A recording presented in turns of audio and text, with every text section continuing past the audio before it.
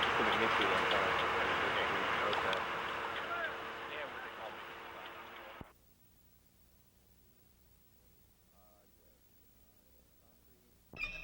Ah, yes. Concrete and America's concrete workers.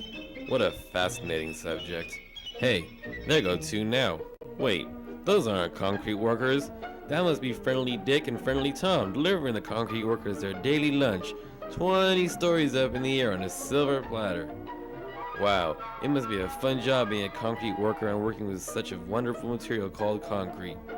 There go our concrete workers now, hard at work, 20 stories up in the air. And what are they doing? They're hard at work. They do much more than that, though. You want to know what? I'll tell you. They work on highways, freeways, buildings, homes, sidewalks, and yes, of course, walls. Let's find out more about this wonderful material called concrete, shall we? Okay.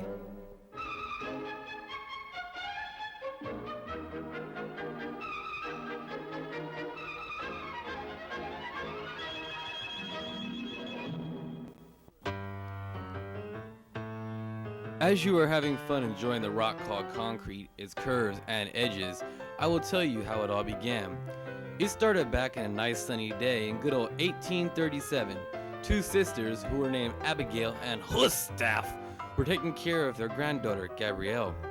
Gabrielle was being a very good girl, so later that night, Abigail and Hustaff baked her a cake. They used a secret family recipe. However, this time the recipe went horribly awry, and when Gabrielle ate the cake, she got sick and started vomiting and vomiting and vomiting. And she made a big mess everywhere. And later, unfortunately, she died. Horrible loss. Big loss. This is very sad, especially for Abigail and Hustaff, who had to clean up the mess. And a big mess it was indeed. They had Gabrielle examined and found out she died because her insides became hardened with what we term today as aggregate. Abigail and Hustaff, being the entrepreneurs that they were, started marketing and manufacturing their cake mix, and people found out and started using it for other things, like building walls. So, that's how it all began, this thing we call concrete. Now, as you can imagine, the concrete that Gabriella ate wasn't as big as rocks or stones, but much more of a finer grain. Nonetheless, it sparked interest everywhere, and everybody wanted some. Why did they want some? Well, that I can't tell you, but I'll tell you this, they came from miles around just to get a piece of it. Was it the hardness of it? I don't know. The squishiness? Possibly. But you know what? It didn't matter because people wanted some, and they would do anything they can to get it too. Some people would fly half across the country just to get a piece of concrete. Now, when the manufacturers discovered this, they found a much easier way to distribute this stuff we call concrete. They would come to your houses and deliver it to you personally. Even kids love to play with it. Ah yes, there's little Susie now. People would also send it in holiday gift baskets. But that wasn't enough, so people decided to make it themselves and get concrete making machines and bring to their homes. Yes, concrete. Wow, what a fascination. America's concrete makers discovered that delivering concrete to you was such a wonderful idea that they still continue to do this today. Yes, concrete. In fact, when you get concrete delivered to you today, you can get it delivered to you in big, bright, nice, shiny trucks. Ah, yes, concrete. And you can get many different kinds of concrete. You can get the grainy kind that Gabriella ate, or you can get the more chunkier kind that has rocks and gravel, depending on your job. You'd like to know how concrete is poured? Well, let's watch and find out.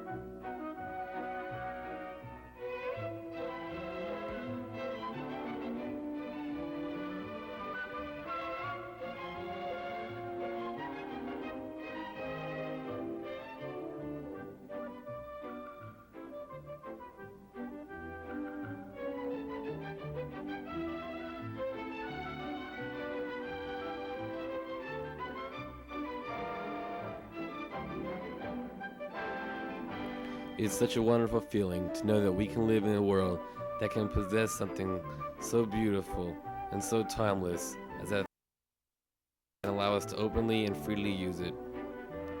For more information on concrete, please contact your local library. Thank you.